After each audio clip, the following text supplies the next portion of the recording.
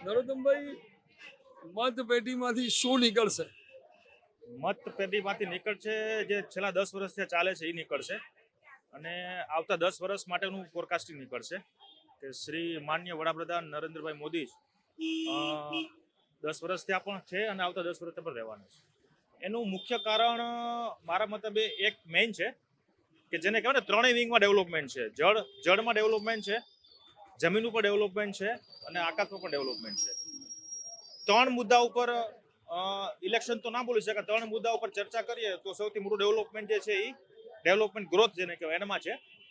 પણ હજી પણ થોડી કચાશ મને લાગે છે કે હું ખેડૂત છું, પોતે મારા ફાધર ખેડૂત છે, તો મને કચાશ થોડી ખેડૂત લેવલ ઉપર લાગે છે. ક્યાંક ને ક્યાંક હજી એમ કે થોડુંક વીક છે ખેડૂત લેવલે. પ્રમોશન કાં તો પહોંચતું નથી ત્યાં અને કાં તો પછી એટલી બધી યોજનાઓ વધારે છે કે કન્ફ્યુઝન છે ખેડૂતો. રાઈટ. તો બાકી ઓલ ઇન વેલ છે, મોદી સાહેબ જ છે, એમાં કોઈ બે મત નથી. બાકીના જે ઇન્ડિયા ગઠબંધન છે જે એ ગઠબંધન જ રહેવાનું છે, એ ગાઢ ક્યારેય છૂટવાનું નથી. Thank you. પણ નરોત્તમભાઈ, ખેડૂતોએ તો બહુ સુસાઇડ કર્યા.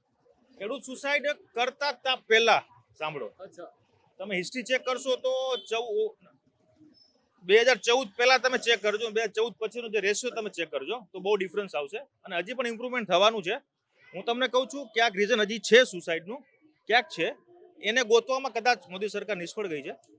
એ પણ મારા ખ્યાલથી આ ઇલેક્શન પછી, આ 4 જૂન પછી એમાં પણ સક્સેસ જશે એવી આપણે ખેડૂત વતી બધાને પ્રાર્થના કરીએ.